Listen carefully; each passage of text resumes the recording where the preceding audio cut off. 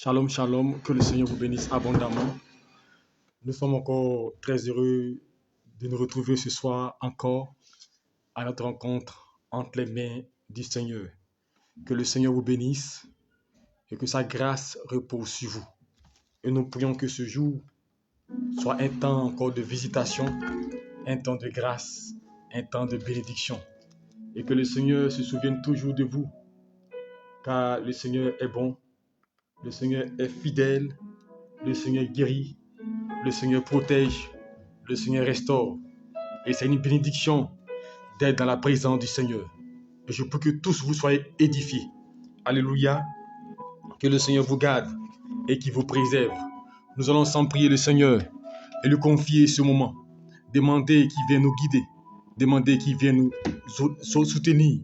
Qu'il soit le maître de ce moment. Nous voulons bénir ton nom, notre Dieu, notre Père. Nous voulons te recommander cet instant afin que tu viennes nous orienter par ta présence et que ton esprit vienne nous assister. Jésus-Christ soit le maître de cet instant et que tous ceux qui sont présents soient édifiés. Tous ceux qui nous écouteront plus tard soient édifiés et guéris par ta parole. Car la Bible déclare que tu as envoyé ta parole et ta parole est guérie. Au nom de Jésus-Christ, Amen. Que Dieu te bénisse.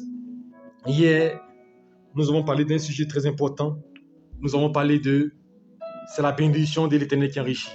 Que la bénédiction ne vient ni de l'Orient ni de l'Occident, mais qu'elle vient de Dieu. Donc, c'est Dieu qui bénit. Ce n'est pas l'effort, la capacité humaine. Et aujourd'hui, nous voulons rester dans la même veine pour qu'on ait les éléments.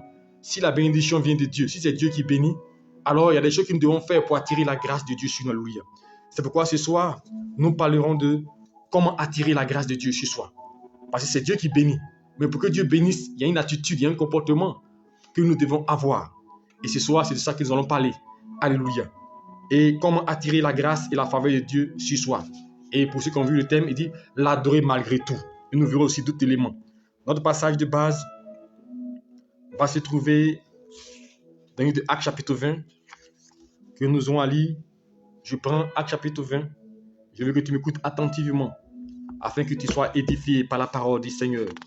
Car c'est la parole du Seigneur qui restaure et qui préserve. C'est Dieu qui nous donne la force d'être présent en ce lieu. Et je sais que beaucoup de personnes sont édifiées par ces temps-là. Et je prie que le Seigneur continue de se manifester, qu'il nous donne l'énergie qu'il faut pour que nous puissions ensemble l'adorer et le prier. Actes chapitre 20, je vais faire la lecture pour vous. À partir du verset 16. Il est écrit: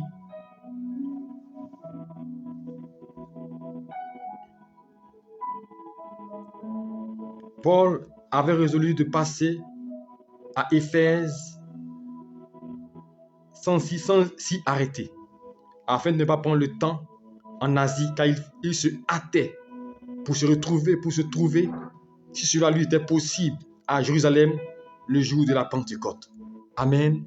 Que Dieu nous bénisse et que Dieu soit avec nous. Ici, la Bible nous parle de Paul. Alléluia. La Bible déclare que Paul, il faisait tout parce qu'il voulait se retrouver à Jérusalem le jour de la Pentecôte. Mais Jérusalem était un lieu d'adoration. Un lieu où il fallait adorer le Seigneur.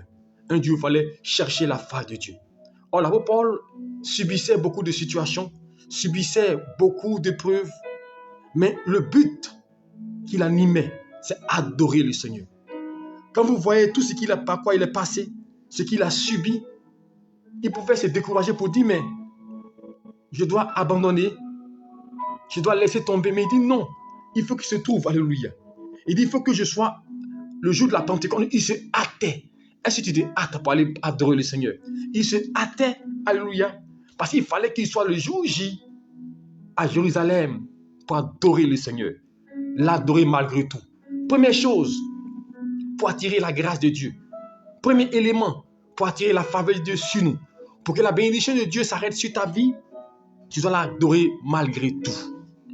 L'adorer malgré tout signifie quoi? Quelles soient les circonstances, quelles soient les situations, tu dois l'adorer. Quels soient les événements qui arrivent dans ta vie, tu dois l'adorer. Et c'est ce que Paul a fait ici. Alléluia. Et nous allons continuer à lire un passage au verset 22. Nous venons au verset 22 et nous allons voir l'implication de ce qui s'est dit tout à l'heure. Au verset 22, il est écrit,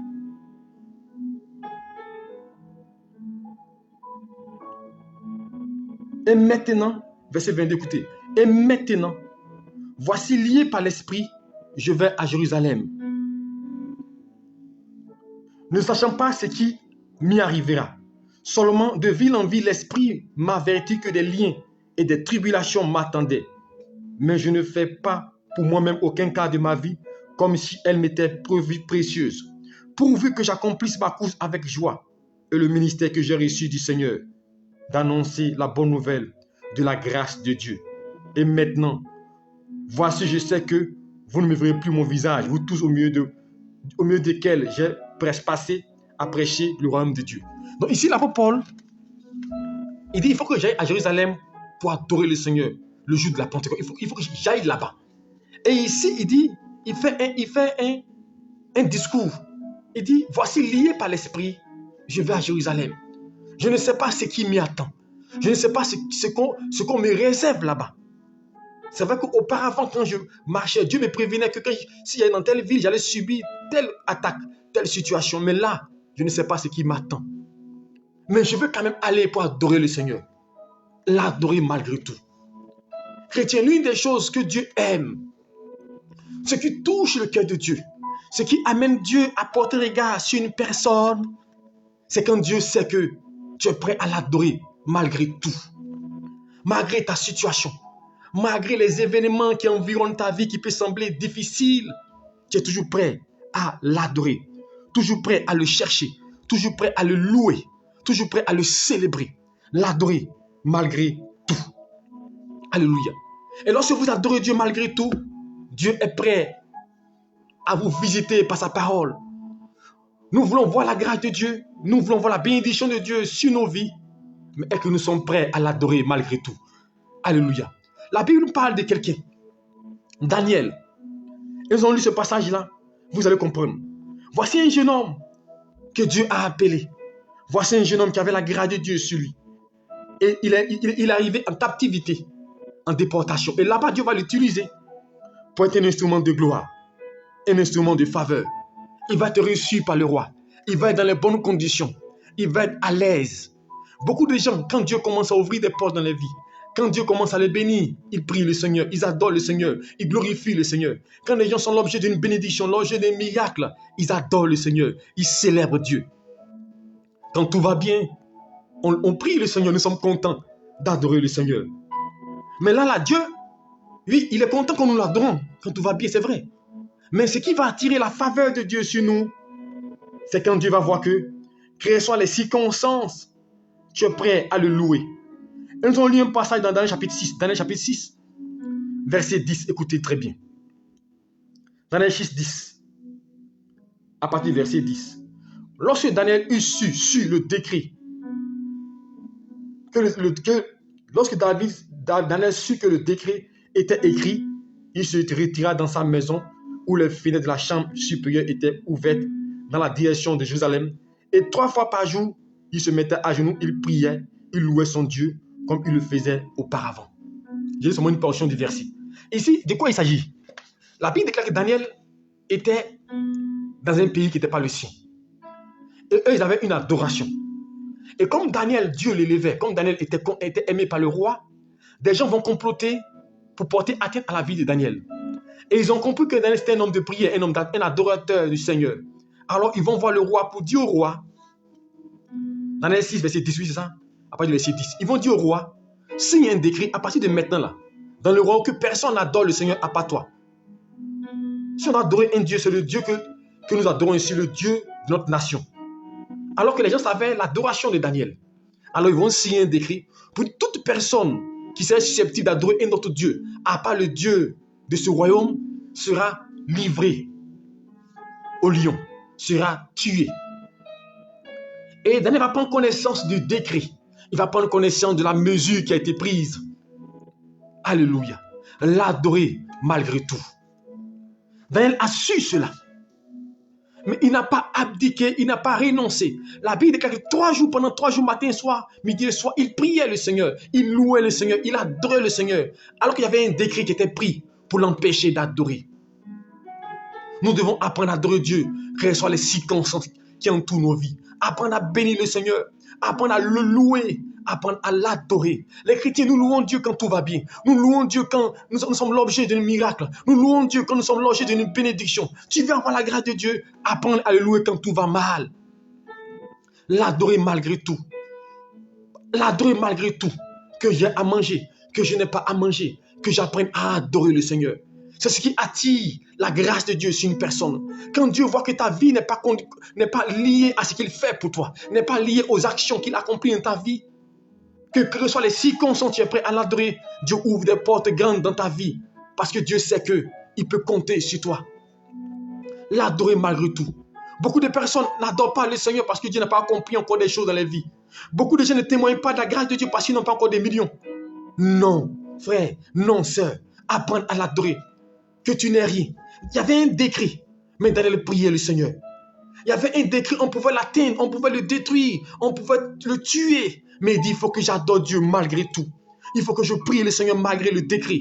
Il faut que je cherche la face de Dieu malgré le décret. Et quand tu adores Dieu malgré le décret, quand tu adores Dieu malgré les circonstances, malgré la faim, malgré les combats contre toi, malgré l'hostilité contre toi, malgré que tu n'aies pas de travail, tu n'aies pas de boulot, que tu adores le Seigneur, ça fait descendre la grâce de Dieu sur ta vie. Souvent on parle d'Abraham, on parle de la foi d'Abraham. Mais je vous assure, ce n'est pas que la foi d'Abraham, mais c'est l'adoration d'Abraham. Parce qu'un homme qui a Dieu avec lui, un homme dont on dit qu'il est l'homme de foi, le père de la foi. Et Dieu lui fait une promesse. Et 25 ans vont s'écouler. Donc imaginez-vous, du premier jour où Dieu lui fait la promesse, jusqu'à 25 ans, l'attitude d'Abraham. Il n'a jamais insulté Dieu. Il n'a jamais renoncé à Dieu. Il n'a jamais pris un chemin contraire. Il a continué à l'adorer, continué à le prier. Il n'avait pas encore d'enfant. Il n'avait pas encore de grâce, mais il continuait à l'adorer malgré tout. Anne n'avait pas d'enfant, mais la Bible déclare que chaque moment est monté au temps pour prier le Seigneur. Des gens ne prient pas Dieu parce qu'ils n'ont pas eu gain de cause. Des gens ont abandonné. Des gens se sont refroidis. Des gens n'ont plus l'ardeur de la prière, l'ardeur de l'adoration, parce qu'il n'y a pas de grâce, parce qu'il n'y a pas des ouvertures dans les vies. Non, apprends à l'adorer malgré tout, malgré les circonstances qui entourent ta vie, qui semblent être bizarres. Apprends à adorer le Seigneur. Apprends à le louer, car cela ouvre les cieux sur toi. Quand tu adores Dieu malgré l'hostilité, quand tu adores Dieu malgré les combats qui s'opposent à toi, Dieu est content, Dieu est heureux. Parce que Dieu comprend que ton adoration envers lui n'est pas conditionnée par ton état de bien-être. Car si on adore Dieu que tout va bien, c'est que ce n'est pas une bonne adoration. Si on adore Dieu quand tout marche, ce n'est pas une bonne adoration. Si on adore Dieu parce qu'on a eu une visitation, on a eu un emploi, on a eu un enfant, on a eu une grâce, ce n'est pas une bonne adoration. Mais adore Dieu quand tu n'as rien. Adore Dieu quand tout est difficile pour toi. Mais tu es fidèle dans ton adoration, toujours en train de louer, toujours en train de le célébrer, parce que tu sais que ton Dieu, il est vivant. Et c'est ce que Job a dit à son épouse. Si Dieu nous a bénis pendant les temps de difficulté, apprenons aussi à l'honorer. La Bible déclare, toute chose concourt au bien de ceux qui aiment Dieu. Il n'a pas dit une chose bonne. Il n'a pas dit une chose positive. Il dit toute chose, ce qui est bon comme mauvais, concourt au bien de ceux qui aiment Dieu. Mais pour que cela puisse concourir à ton bien, apprends à louer le Seigneur. Apprends à célébrer le Seigneur. Apprends à magnifier le Seigneur. Même si tout semble difficile, adore le Seigneur. N'ira pas aux circonstances de la vie. N'ira pas aux difficultés de la vie. Mais loue le Seigneur malgré tout. Élève le Seigneur. Joseph était en Égypte. Ses frères l'ont vendu comme esclave. Mais sa foi n'a pas été frappée. Il est resté en train d'adorer le Seigneur. C'est pourquoi justement, malgré la proposition qu'on lui a faite, la femme de Potiphar, il n'a pas accepté parce qu'il demeurait un adorateur. Mais il pouvait dire comme Dieu m'a abandonné. Il pouvait dire comme j'ai été vendu en Égypte, je vais céder à la tentation, je vais céder à la compromission. Mais il a refusé cela parce qu'il savait qui était son Dieu. Même en prison, il adorait le Seigneur. Même dans la prison, il adorait le Seigneur. La Bible déclare que Pierre, Paul et Silas enchaînés en prison. Malgré tout, ils ont commencé à adorer, à louer, à célébrer le Dieu Tout-Puissant. Emprisonné, il adorait malgré tout. Que soit l'emploi de ta situation, je veux que tu apprennes à adorer le Seigneur. Première des choses, c'est ça la première des choses, l'adorer malgré tout. Ce qui fait descendre la grâce. Ce qui fait descendre le regard de Dieu sur ta vie. Ce que tu apprends à l'adorer, que ce soit les circonstances par lesquels tu passes. C'est pourquoi justement l'apôtre Paul, dans Philippiens chapitre 4, au verset 4, il était en prison quand il a écrit une lettre au peuple de Philippiens pour les dire: soyez toujours dans la joie, réjouissez-vous toujours dans le Seigneur. Mais comment un homme qui est en prison, il écrit à des gens qui sont libres d'ailleurs pour dire: soyez dans la joie. Parce qu'il a compris qu'il faut adorer Dieu, quelles que soient les circonstances de la vie. Il faut le louer. C'est ce qui fait descendre la faveur de Dieu. Quand Paul et Silas ont commencé à l'adorer en prison, que s'est-il passé? Dieu a ouvert les portes de la prison et ils sont sortis, sans que les portes soient ouvertes physiquement. Alors je vais te dire une chose: apprends à l'adorer malgré tout. Première condition, pour attirer la grâce de Dieu sur nous. Deuxième condition, pour attirer la grâce dans nos vies, cultiver le langage de la foi. Cultiver le langage de la foi. Cela attire la grâce de Dieu sur vous. Le langage de la foi, c'est le langage de vainqueur. Le langage qui ne pas aux circonstances. La Bible déclare que Jésus-Christ devant le corps de Lazare et dit: Seigneur, merci parce que tu m'exauces toujours. Il y avait une situation, il y avait une circonstance qui était là, la mort. Mais il dit: Seigneur, merci parce que tu m'exauces toujours. La Bible déclare en toute chose de rendre grâce à Dieu. Le langage de la foi, c'est un langage de positivité, quelle soit l'ampleur de la situation qui est au devant d'elle. Le langage de la foi, c'est un langage d'assurance. Le langage qui communique la vie, malgré tout. Malgré les circonstances, comme ces hommes dans Nombre chapitre 14, Josué et Caleb, quelles soient les circonstances qui environnaient les vies, ils ont dit: notre Dieu est avec nous. Nous pouvons vaincre ce peuple de Canaan. Ils ont cultivé le langage de la foi. Le langage de la foi, c'est un langage, quand tu l'as, tu es prêt à toujours proclamer que Dieu est là, Dieu est fidèle. Où les gens voient le négatif, toi tu vois la positivité. Où les gens voient tout ce qui est mort, toi tu vois une opportunité. Où les gens voient l'échec, toi tu vois la réussite. Le langage de la foi, c'est un langage qui a annoncé quelles soient les circonstances, quels soient les événements qui arrivent. Cultive le langage de la foi.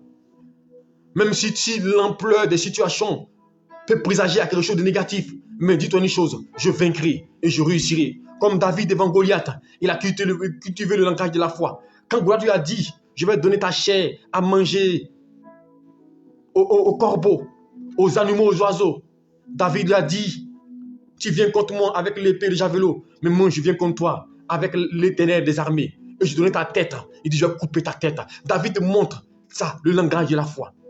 Il n'a pas laissé les situations, les circonstances le déstabiliser. Le langage est important. C'est pourquoi la Bible déclare que l'homme mangera par le fruit de ses pensées et de sa parole plutôt. Par le fruit de sa parole, dans Proverbe 16. Le fruit de nos paroles, c'est important. Cultiver le langage de la foi. J'ai lu un livre en 90 qui m'a marqué. Le fruit de l'esprit de Don Gossette. Le fruit de nos paroles plutôt. Apprenons à cultiver le langage de la foi. Chrétiens, nous avons un langage défaitiste, un langage de peur, un langage d'inquiétude, un langage qui nous emmène dans la défaite, un langage qui nous dit que rien ne peut avancer, rien ne peut marcher, un langage qui nous déstabilise. Ayez un langage de foi. Quand tout le monde est découragé, soyez la personne qui remonte tout le monde. La deuxième chose qui attire le regard de Dieu chez une personne, c'est quelqu'un qui cultive le langage de la foi. Alléluia. Et ensuite, quelqu'un qui demeure dans la foi et qui marche par la foi. Parce qu'une chose est d'avoir la foi, mais il faut marcher par la foi. Mais là, je vais passer dessus parce qu'on a fait un enseignement dessus, sur la foi victorieuse. Et je sais que vous connaissez, vous avez beaucoup d'enseignements dessus. Alléluia. Et le langage, avoir la foi est essentiel. Car la Bible nous dit, sans la foi, nul ne peut s'approcher de Dieu. Donc, ce n'est pas la foi que nous approchons de Dieu, c'est par la foi que nous marchons dans les pas de Dieu. Et Hébreux 11 dit, le juste vivra par la foi. À partir du verset 6, ce n'est pas la foi que nous vivons. Donc, il faut marcher dans la foi, vivre par la foi. Si vous voulez attirer le regard de Dieu sur vous. Parce que Dieu compose avec des gens de foi. Dieu compose avec des personnes qui croient en tout. Et qui se disent que Dieu est capable d'intervenir. Alléluia. Et la persévérance. Parce que ce qui manque aux chrétiens, c'est la persévérance. Une chose est de commencer, mais une chose est de terminer. Beaucoup de personnes commencent bien, mais au cours de la route, ils abandonnent. Ils sont épuisés, ils sont fatigués. Ils n'ont plus envie d'avancer. Ils n'ont plus envie de continuer la route. C'est ça le problème. Mais ce qui est important, c'est d'achever la course. Parce qu'il y aura des difficultés, il y aura des situations. Mais ta persévérance fera intervenir Dieu, fera descendre Dieu dans ta vie, fera que Dieu te visitera et Dieu restaurera ton âme et ta destinée. Alléluia. Ensuite, l'obéissance. pour attirer les regards de Dieu sur nous. Parce que je vous dis, c'est la bénédiction de l'Éternel qui nous fait progresser. Alors je vous montre comment attirer la bénédiction de Dieu sur nos vies. L'obéissance. C'est l'obéissance. La Bible, l'obéissance vaut mieux que le sacrifice. Ça veut dire quoi? Vous pouvez donner des millions à Dieu. Vous pouvez donner beaucoup d'argent dans la présence du Seigneur. Mais si vous n'obéissez pas, ça ne sert à rien. L'obéissance est la clé qui fait descendre la faveur de Dieu sur nos vies. C'est pourquoi quand vous lisez la Bible dans Deutéronome chapitre 28, il dit quoi? Si tu obéis à la voix de ton Dieu, voici les bénédictions qui t'accompagneront. Si tu obéis, tu seras la tête, non pas la queue. Si tu obéis, tu seras béni dans les champs, dans la ville. Ton mille bétail sera béni, le fruit des entrailles sera béni. Parce que l'obéissance fait descendre la grâce de Dieu sur nos vies. Alors je veux dire à quelqu'un, c'est bon de faire des sacrifices, ce n'est pas mauvais. Mais c'est essentiel d'obéir à Dieu. Parce que l'obéissance vaut mieux que le sacrifice. Beaucoup de gens se sacrifient, mais ils n'obéissent pas. Ils se sacrifient dans beaucoup de situations, dans beaucoup de choses. Ils sont prêts à faire beaucoup d'efforts pour Dieu, à courir ça et là. Mais ils n'obéissent pas à la parole du Seigneur. Ils ne suivent pas la voix de Dieu. L'obéissance t'introduit dans le miracle. L'obéissance te permet d'accéder à des faveurs dont tu n'imagines pas. Parce qu'un homme obéissant, c'est un homme dont Dieu est content de lui. Imaginez-vous quand un autre enfant est obéissant, vous êtes fiers de lui. Donc imaginez cette obéissance envers Dieu. Nous devons apprendre à obéir à Dieu. Nous devons apprendre à adorer le Seigneur. Ensuite, l'humilité. Alléluia. L'humilité. Et je vais lire un passage, alléluia, qui sera différent de ce que nous lisons tout à l'heure. Proverbe 22, 4, vous pouvez le prendre, Proverbe 22, verset 4. Il dit, le fruit de l'humilité, de la crainte de l'Éternel, c'est la richesse, la gloire et la vie. Est-ce que vous comprenez? Le fruit de l'humilité. Elle dit que l'humilité, le fruit de l'humilité, dit quoi? C'est la richesse. Proverbe 22, verset 4. Le fruit de l'humilité, c'est la richesse, la gloire et la vie. Donc vous voyez que l'humilité fait descendre la grâce de Dieu sur nos vies. Parce que même Dieu dit, Dieu fait grâce aux humbles. Donc c'est pour dire que pour attirer la grâce de Dieu sur toi, pour attirer la faveur de Dieu sur toi, il faut être un homme humble. L'humilité a commencé à disparaître. Et je crois que nous allons faire un enseignement sur l'humilité pendant un mois. Pour expliquer qu'est-ce que l'humilité et comment agir. Parce que beaucoup de gens manquent d'humilité. Nous voulons que notre moi, qu'on nous voie. Et tout ce que nous faisons, c'est pour notre gloire. Nous voulons être vus des hommes. Nous voulons être élevés des hommes. Mais l'humilité attire le regard de Dieu sur toi, attire la richesse, ouvre des portes sur le plan financier, matériel. L'humilité fait descendre la gloire de Dieu sur ta vie. Apprenons à être humble. Un homme humble est un homme qui sait pardonner, un homme qui sait accepter les réprimandes, les reproches, un homme qui sait véritablement se remettre en cause aussi, comme je l'ai expliqué la semaine passée. Ensuite, le jeûne et la prière. Je suis en train de donner les éléments qui attirent la grâce de Dieu sur nous. Le jeûne et la prière nous permettent d'être en connexion avec Dieu. Le jeûne et la prière nous permettent de rentrer en phase avec Dieu. Alléluia. Et prier, c'est une sorte d'adoration. Prier, c'est recommander son âme et mettre son âme vers l'Éternel. C'est pourquoi votre prière ne doit pas être des prières seulement de demande, des prières de combat, mais vous devez faire des prières d'adoration, des prières pour célébrer, des prières pour magnifier, des prières pour glorifier ce Dieu qui veille sur vous, qui vous guide, qui vous protège et qui vous guérit. Le Dieu qui ne vous laisse pas tomber. Alléluia. Donc à travers le jeûne et la prière, vous pouvez invoquer la grâce de Dieu. Parce que la Bible déclare, invoque-moi et je te répondrai. Donc quand tu invoques Dieu, il te répond. Donc la prière fait descendre la grâce de Dieu. Et la Bible dit, si mon peuple est invoqué mon nom, s'humilie, cherche ma face, je l'exaucerai. Ça parle du jeûne. Quelqu'un qui s'humilie dans la prière, qui s'abaisse, Dieu aussi l'exauce. Donc à travers le jeûne et la prière. Et je veux que le jeûne et la prière, j'aimerais dire à quelqu'un, n'entendez pas que seulement que ce soit des jeûnes qu'on vous donne à faire. Vous-même prenez des jeûnes volontaires. Parce que vous dites, des jeûnes volontaires sont importants. Quand tu décides de jeûner, de prier le Seigneur, Dieu envoie la grâce sur ta vie. Alors je prie pour toutes ces personnes qui sont en train de jeûner actuellement, que le Seigneur vous donne véritablement de trouver l'exaucement de vos gènes. Et que ce gène attire les regards de Dieu sur vous. Parce que quand on gêne, c'est comme si l'antenne de Dieu est braquée sur nous. C'est comme le monde spirituel est braqué sur nous. Quand nous gênons, nous émettons des vibrations positives. Nous sommes disposés à recevoir des faveurs. Parce qu'un homme qui est en gêne, il est disposé à recevoir de la part de Dieu. Donc le jeûne et la prière. Ensuite, un élément sur lequel je vais m'appesantir, je vais m'attarder. Alléluia. Je crois que c'est le dernier élément et nous allons récapituler et faire la conclusion. Parce que le thème, c'est l'adorer malgré tout. Comment attirer la grâce de Dieu, mais c'est l'adorer tout qui est le plus essentiel. Mais ce passage-là est essentiel. L'assistance. Tu veux attirer la grâce de Dieu chez toi. Tu veux attirer la bénédiction de Dieu chez toi. Ce que je vais lire est essentiel pour cela. Alors, il faut le retenir. Je n'ai pas dit ce que j'ai dit tout avant n'est pas important. Mais lui, il est essentiel. Car c'est la recommandation que je veux que nous fassions. Matthieu 25. Je vais la lecture pour vous. Matthieu 25, à partir du verset 36. Donc, ces éléments-là, vous pouvez noter, c'est l'assistance. Donc, pour attirer les regards de Dieu sur nous, nous devons assister les autres. L'assistance, alléluia. Attire les regards de Dieu sur nous, alléluia. Matthieu 25, verset 36. Écoutez bien. Je commence au verset 24. Alors le roi dit à ceux qui seront à droite, venez, vous qui êtes bénis de mon Père. Prenez possession du royaume qui vous a été préparé dès la fondation du monde. Et après cette parole-là, voici ce que Jésus dit. Quand j'ai eu faim, vous ne m'avez pas donné à manger. J'ai eu soif, vous ne m'avez pas donné à boire. J'étais étranger, vous ne m'avez pas accueilli. J'étais nu, vous ne m'avez pas vêtu. J'étais malade, vous ne m'avez pas visité. J'étais en prison, vous n'êtes pas venu vers moi. Et les justes lui répondront, Seigneur, quand avons-nous vu avoir faim et t'avons-nous pas donné à manger, ou avoir soif et t'avons-nous pas donné à boire? Quand avons-nous vu étranger et t'avons-nous pas recueilli, ou nu t'avons-nous pas vêtu? Et quand avons-nous pas vu malade ou en prison et sommes-nous pas allés vers toi? Et le roi leur répondra, je vous le dis en vérité, toutes les fois que vous avez fait ces choses à l'un de ces petits de mes frères, c'est à moins que vous les avez fait. Est-ce que vous comprenez ici? L'assistance est l'une des plus grandes clés qui attire le regard de Dieu sur nous. Jésus donne une parabole ici, il dit, j'avais faim, j'étais malade, j'étais étranger, j'étais nu, et vous ne m'avez pas porté assistance, vous ne m'avez pas vêtu. Et les gens disent, mais Seigneur, c'est à quel moment on t'a vu malade? C'est à quel moment on t'a vu souffrir?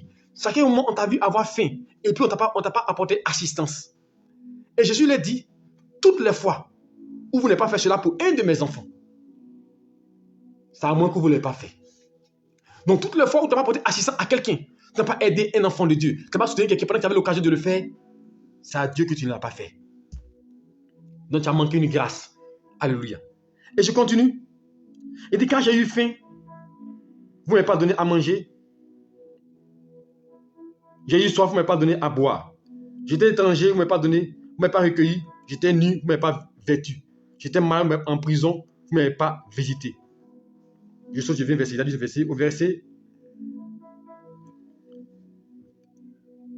au verset 45. Et il leur répondra, je vous le dis en vérité, toutes les fois que vous n'avez pas fait ces choses à l'un de mes petits-enfants, c'est à moi que vous ne l'avez pas fait. Et ceux-ci iront au châtiment éternel, mais les justes à la vie éternelle. Est-ce que vous comprenez? Il dit, ceux-ci iront au châtiment éternel. Quand souvent on parle de châtiment éternel, on voit seulement le côté quand j'ai mal agi, quand j'ai péché, quand j'ai volé, quand j'ai menti, quand j'ai tué. Mais il dit, ceux qui ne font pas cela là, c'est pas moi qui écris, je lis encore, tu vas entendre. Verset 46. Et ceux-ci iront au châtiment éternel, mais les justes à la vie éternelle. Donc je veux dire que vous voulez attirer le regard de Dieu sur vous. Portez assistance à tous ceux qui sont autour de vous. Et c'est ça le vrai jeûne. Quand vous lisez Isaïe, il parle du vrai jeûne. Le vrai jeûne, ce n'est pas le fait de s'abstenir de nourriture. Le vrai jeûne, c'est de faire le bien. C'est de partager. Il y a des gens qui jeûnent actuellement, les nourritures de midi, là, ça n'attend qu'au soir. Pendant que les frères ont faim. Mon frère, ce n'est pas jeûne qui est là. Il y en a qui sont jeunes, tu ne peux pas les supporter. Ils sont désagréables. Ce n'est pas un bon jeûne. Il y en a qui sont jeunes, ils sont infréquentables. Ce n'est pas un bon jeûne. Le vrai jeûne, c'est que quand tu es dans ce jeûne-là, tu partages, tu aides. Voici le jeûne en fait. Tu soutiens, tu restaures, tu guéris, tu protèges quelqu'un. Tu portes assistance à quelqu'un. Alors je veux dire une chose. Attirer la grâce de Dieu sur vous. Nous devons attirer la faveur de Dieu sur nous. Et c'est quand nous attirons la grâce de Dieu sur nos vies que nous progressons, que les portes s'ouvrent de nos vies. Si la grâce de Dieu n'est pas sur toi, tu ne peux pas avoir la faveur. C'est pourquoi je l'ai dit dans mon passage. Alléluia, dans mon message. La bénédiction vient de Dieu. Mais cette bénédiction va se manifester dans ta vie à travers ces actions que j'ai citées. Tu verras la bénédiction de Dieu lorsque tu prendras soin des autres. Lorsque tu seras là pour les autres, tu verras Dieu te visiter lorsque tu guériras les autres. Tu veux un enfant et toi tu n'aimes pas les enfants des autres. Tu es méchant, tu es dur, tu es difficile. Mais comment Dieu va te donner un enfant? Tu veux un travail et puis tu fatigues ceux qui travaillent. Tu les martyrises. Tu veux une promotion au travail, tu fatigues les autres. Mais Dieu ne peut pas t'ouvrir les portes. Il dit ce que vous voulez qu'on fasse pour vous, faites-le pour les autres. Je vous dis, c'est l'une des clés. Quand tu veux quelque chose là, il faut faire pour quelqu'un. Tu veux un travail, commence à prier pour une personne qui désire un travail. Prie pour lui jour et nuit, prie pour lui. Tu auras du travail. Tu veux une récompense, prie pour une personne qui désire une récompense. Tu veux un voyage, prie pour une personne qui a besoin d'un voyage. Quand tu pries comme ça, Dieu te donne. Ce que tu veux qu'on fasse pour toi, il faut le faire pour les autres. Tu veux qu'on te donne, apprends à donner. Parce qu'on te donnera, on te mesurera de la mesure dont tu mesures les autres. Si tu n'es pas prêt à donner, tu ne recevras pas. Comme je le disais à un groupe de prédicateurs d'hommes de Dieu, il dit, tu veux que Dieu donne millions. Déjà dit, Seigneur, donne-moi 1 million. Donne-moi 200 000, donne-moi 500 000, donne-moi 600 000. Mais tu n'es pas capable de donner 100 000 francs à Dieu. Et puis tu veux que Dieu donne 1 million. Non, toi, mais quand tu dis ça, toi, tu es sérieux. Non, toi, mais soyons sérieux. Toi, tu n'as jamais donné 10 000 francs à Dieu, 100 000 francs à Dieu. Mais tu veux que Dieu te rende multimillionnaire et que tu penses que c'est possible. Que, soyons lourds, toi, tu penses que c'est possible et que tu penses que Dieu même là, il peut te donner ça. Non, soyons sérieux. On parle du sacrifice. Le sacrifice aussi attire la faveur de Dieu. Parce qu'Abraham, c'est quand il a donné Isaac. Parce qu'il a donné Isaac. Dieu a pris Isaac. Dieu dit, Abraham, je sais que tu me crains. Tu ne m'as pas refusé Isaac. Tu ne m'as pas refusé Isaac. Tu m'as donné Isaac. À cause de cela, Dieu dit, je jure par moi-même. À cause de l'action qu'Abraham a posée, Dieu dit, je jure par moi-même. Je rendrai ton nom grand. L'action de Dieu sur ta vie, la faveur de Dieu sur ta vie, elle est liée à ton attitude. Et les gens pouvaient le dire. L'attitude détermine l'altitude. L'attitude que tu as va déterminer ton altitude, ton élévation. Quelle est ton attitude? Et c'est ce que j'ai expliqué ce soir à travers mon message. Tu dois avoir une attitude positive. Un langage, avoir le langage de la foi. Apprendre à partager. Apprendre à prier. Vous savez, la vie chrétienne, elle est simple. Seulement qu'on veut faire des grandes choses. On veut poser de grandes actions. Mais il y a des choses simples. Simples. Qui nous permettent d'avoir la faveur de Dieu sur nous. Donner un pain à un orphelin. Donner un pain à une veuve. Soutenir une œuvre de Dieu. Soutenir un projet divin. A-t-il la faveur de Dieu sur toi? A-t-il la grâce de Dieu sur toi? Alors je vais dire à une personne, tu as un besoin. Il faut commencer à regarder ton besoin. Et puis voir une personne, ça c'est une révélation dans quelqu'un. Tu as un besoin, tu veux quelque chose de précis. Tu veux un travail, tu veux une ouverture, tu veux que Dieu t'accorde quelque chose, un enfant, une bénédiction. Tu connais quelqu'un qui a ce besoin aussi. Commence à prier pour la personne fortement comme si c'était toi. Quelqu'un qui a un besoin financier, commence à prier pour la personne, tu peux soutenir la personne. Je vous assure, la bénédiction qui décrète les situations, c'est quand vous vous penchez sur les autres et que vous oubliez votre situation. Quand vous allez commencer à prier pour les autres, à assister les autres. Alléluia. C'est pourquoi il y a mis ce deuxième point à la fin. L'assistance. Assister les autres est une bénédiction. Est un soutien. C'est pourquoi nos parents d'avant, ils ont progressé, ils ont avancé. C'est vrai qu'aujourd'hui, beaucoup disent, ils ont poussé plein de personnes qui ne sont pas reconnaissantes. Mais eux, ils ne le faisaient pas pour être reconnaissants, pour qu'on soit reconnaissant vis-à-vis d'eux. Quand vous prenez avant, dans une cour, dans une maison, vous allez trouver au moins une dizaine de personnes. Dans une chambre salon, deuxième salon, ils sont nombreux. Le cousin, les neveux, les nièces, tout le monde est là-bas. Et le père seul, il prend soin d'eux comme si ce sont ses enfants. Il n'y a pas fait de cousins, il n'y a pas fait de nièces. Ils sont ses enfants. Il n'y a pas d'avant. Il n'y a pas en Afrique, bien sûr, parce qu'en Afrique. Mais vous allez voir que la progression, Dieu bénissait ce monsieur-là. Il avançait, il avait le pain quotidien. Mais aujourd'hui, regardez bien, nous sommes devenus individualistes. Et généralement, j'ai remarqué que ceux qui ont l'argent même, c'est eux qui sont individualistes. Parce que quand vous partez, regardez par exemple dans les zones de Cocody, en gris, dans les grands quartiers, ou même en Europe, à l'extérieur, parce que c'est eux qui nous ont contaminé ces choses-là. Vous voyez des gens, ils ont pas de 6 chambres, 7 chambres. Ils sont 2 dans la maison, avec les enfants, les 2 enfants. Personne d'autre. Ils ont un frère qui donne une cabane. Il y a des gens qui ont un palace. Ils sont seulement 2 dans la maison, avec les enfants. Il y en a un qui a un immeuble, qui ont un immeuble, pendant que les pauvres parents squattent. Mais tous ils sont à l'église, toujours ils prient le Seigneur. Chrétiens, arrêtons de nous distraire. Arrêtons de se distraire. La vie chrétienne, pour attirer la grâce de Dieu sur nous, ce n'est pas le fait de prier matin, midi, soir. C'est les actions et l'attitude que nous avons envers les autres. Parce que la bénédiction de l'Éternel qui enrichit. Même pour que Dieu te bénisse, il faut que tu aies une attitude qui amène à te bénir. Alors je vais récapituler pour ceux qui nous ont pris en cours rapidement. Alléluia. L'attitude, comme je l'ai dit, c'est l'adorer malgré tout. Ça, c'est une clé que je donne à tout le monde. Apprenons à bénir le Seigneur. Apprenons à rendre grâce à Dieu. Même quand tu sens que c'est difficile pour toi, apprends à chanter le Seigneur. Tu sens que tu n'as pas l'argent, mais apprends à adorer le Seigneur. N'attends pas d'avoir des millions pour adorer le Seigneur. C'est vrai, c'est pas facile. Tu me dis, mais pasteur, moi j'ai faim et puis j'ai adoré le Seigneur. Les gens disent, un homme qui a faim n'est pas un homme libre. Alléluia. Oui, je peux comprendre. Mais si vous voulez que Dieu se souvienne de vous, c'est quand Dieu voit qu'il te donne une situation compliquée, une situation même qui ne montre pas que tu puisses manifester la foi, et toi tu montres la foi. Comme cette femme sunamite, elle était dans un état de délabrement, de tristesse, son enfant est mort. Mais malgré ça, elle dit tout va bien. Voici l'attitude que Dieu attend de toi. Comme Abraham, qui n'avait pas d'enfant, mais malgré ça, il adorait le Seigneur, il célébrait le Seigneur. C'est ça que Dieu attend de nous. Tu n'as pas d'emploi, mais tu adores le Seigneur. Mais tu pries le Seigneur. Tu es quelqu'un, tout le monde te compare, mais tu aimes les gens. On te fait du mal, mais tu aimes quand même. Tu n'as pas d'enfant, mais tu aimes les enfants des autres. Tu es prêt à faire pour les autres. Les gens te disent des paroles blessantes, mais malgré ça, tu es prêt à faire du bien. Tu n'as pas de travail, mais toi que tu es prêt à soutenir les gens financièrement. C'est ça, l'adorer malgré tout. Apprendre à poser, à adorer, à élever le Seigneur, à le magnifier, à le glorifier, même si tout semble négatif. Regardez une chose qui a fait descendre la grâce de Dieu sur les enfants d'Israël. Lorsque Dieu dit à Josué et aux enfants, il devait faire le tour de Jéricho. Mais c'était une adoration. Il devait louer, il devait célébrer. Mais quand il fait le tour cette fois-là, il y avait la muraille. Alors, les gens qui étaient là pouvaient tirer sur eux, pouvaient les attaquer pour dire, mais ils font quoi? Ils font quoi derrière notre clôture en train de se promener? Mais ils ont obéi, qui parle d'obéissance, alléluia. Ils ont commencé à chanter et à adorer le Seigneur. Et le Seigneur a fait descendre sa grâce. Et les murs de Jéricho se sont ébranlés. Alléluia. Donc, apprendre à l'adorer malgré tout. Ensuite, apprendre à avoir la foi.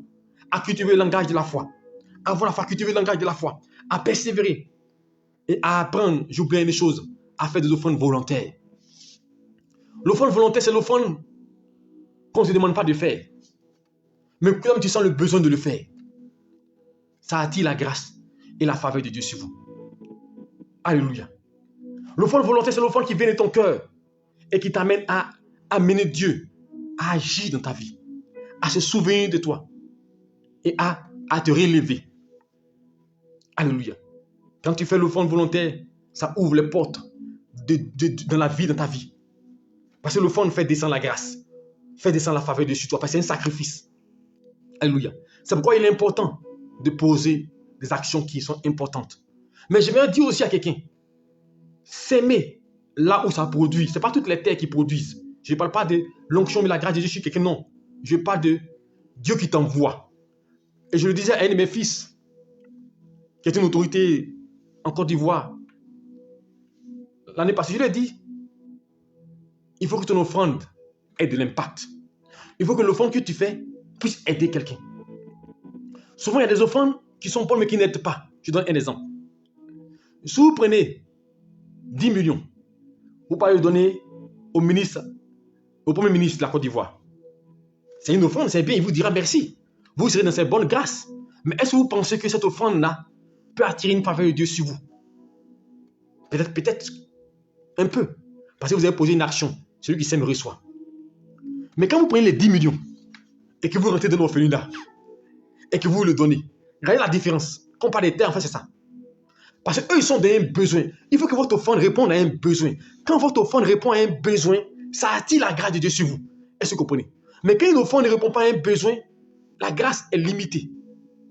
Est-ce que vous me comprenez? Et je lui ai dit, là où tu vas, les gens où tu vas, ils ne sont pas dans le manquement. Ils ont tout. ils sont multimillionnaires, ils ont des finances excessives, ils ont des soutiens de l'extérieur, mais c'est là-bas que tu les soutiens.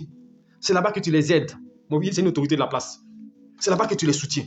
C'est pas mauvais. Ça me dit que moi, je disais que ce que je dis, c'est un message que Dieu me donne.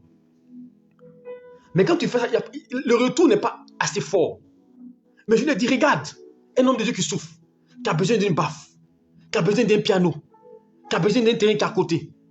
Si tu vas faire l'offrande dans cette église-là, si tu sais quelqu'un qui plaît que pour payer sa maison, c'est compliqué, pasteur, que tu le soutiens, la grâce est plus énorme que là où tu vas, qui sont des champions déjà, qui ont toutes sortes de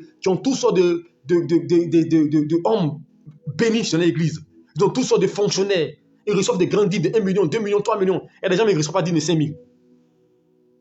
Et je leur dis, c'est important de savoir comment s'aimer.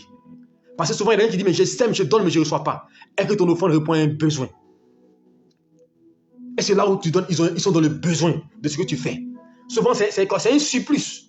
Les gens n'ont pas besoin. Mais les gens qui ont besoin, il y en a des gens qui souffrent, qui ont besoin de soutien, qui ont besoin même d'un micro, qui ont besoin d'un tam-tam. Il y a des ministères qui ont besoin d'intention de cotiser. Oui, je veux que là-bas, ton offrande puisse partir là-bas. C'est ça que Dieu aime. C'est pourquoi moi, Cabran, partout où ils sont construits une église, même si je n'ai pas l'argent, je participe, je contribue. Et je comprends pourquoi Dieu me visite. Parce que je dis, la bénédiction, ce n'est pas quand tu as beaucoup. C'est quand tu as peu que tu donnes. Je lui dis à quelqu'un, moi j'ai pris l'engagement chaque année de donner au moins 1 million à Dieu. Ça n'a rien à voir avec 10 000 francs. Elle dit que si je me 100 000 francs aussi, je prends, je donne. Je donne. Mais quand je dis je donne là, ce n'est pas parce qu'il y a beaucoup. Mais c'est un engagement. Je dis, il faut que je fasse cela. Et je le réussis depuis 3 ans. Mais j'ai combien? Je ne pense pas que j'ai 300 000 francs à la fin du mois. Mais je le fais. Parce que c'est un engagement que j'ai pris. Et je suis fidèle dedans. Et Dieu ne m'abandonne pas. Dieu ne me laisse pas tomber. Alors l'offrande volontaire attire la faveur de Dieu sur vous. Et il faut que votre offrande réponde à un besoin. Quand l'offrande répond à un besoin, ça décante une situation. Ça ouvre une porte. Un homme de Dieu par terre à des funérailles. Il avait perdu sa mère. Et le jour-là, c'était difficile chez moi parce que c'était compliqué. Et je lui ai dit, vraiment c'est difficile. Et j'ai dit, bon, c'est pas grave. Je l'ai appelé la veille, j'ai dit, bon, je te fais un transfert. Mais je vous dis, la période là, c'était tout ce qui me restait. Et je lui ai balancé. Mais à la suite des temps, j'ai vu une visitation de Dieu. Alléluia. Donc je vais te dire une chose. Ce que nous enseignons, on le pratique. Alléluia. Donc je vais te dire que ça attire la faveur de Dieu. Apprendre à s'aimer dans la terre qui va produire. La terre qui a besoin. Mais si tu sèmes dans un endroit où il n'y a pas de besoin. Alors tu viens même comme un ami pasteur, pour m'expliquer, un de ses fidèles, c'était une parenthèse, qu'il a prié, le gars l'a laissé, il est parti faire une offrande chez un bishop. Il y a 5 ans de cela. Quand Dieu l'a béni, il a pris ses 3 millions. Il envoie chez le bishop l'a béni, il soit béni au nom de Christ. Mais pour le bishop, c'était un truc simple, normal. C'était pas quelque chose de... Le bishop, on lui donne 10 millions. Il touche les 5 millions, les 6 millions. C'est fréquent pour lui. Donc, ça ne l'impressionne pas. Mais imaginez un homme qui est au village. Un homme qui n'a jamais vu 2 millions. Et puis, tu envoies 3 millions. Et puis, quand il va prier, il va se mettre en genou chaque jour pour toi là. Seigneur, bénis la fille. Seigneur, bénis la soeur. Seigneur, où est là? Sachez s'aimer et où s'aimer. Et la meilleure des choses, s'aimer dans l'œuvre de Dieu. Oui, vous pouvez s'aimer la vie de l'homme de Dieu, mais s'aimer dans l'œuvre. Pour faire progresser l'œuvre, pour faire avancer l'œuvre. Quand une œuvre est instituée par Dieu, il faut apprendre à s'aimer dedans. Donc l'offrande volontaire. Parce que je l'avais sauté, c'est pourquoi je suis passé dessus. Donc l'obéissance. Il faut obéir pour attirer la grâce de Dieu sur nous. Quand vous obéissez, la grâce de Dieu descend sur vous. Alléluia. Et nous voyons cela à travers 1 Samuel 15, 22. Il dit l'obéissance vaut mieux que le sacrifice. Vous pouvez faire beaucoup de sacrifices, mais ne pas avoir la grâce de Dieu. Et beaucoup de gens font beaucoup de sacrifices, mais n'ont pas la grâce de Dieu sur eux.